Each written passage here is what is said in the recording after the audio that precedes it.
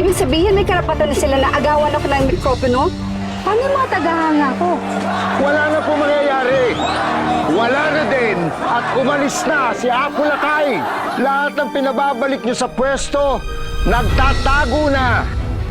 Sabi nila, marami raw kaming dalang mga gold bars dito sa Hawaii. Tama sila.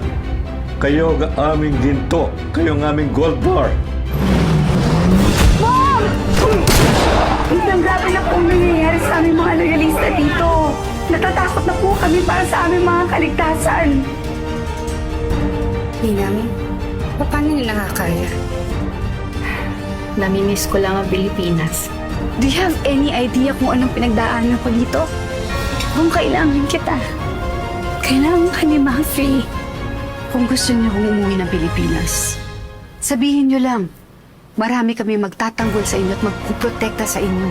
And as duly elected, legitimate and official President of the Republic of the Philippines, I did not resign.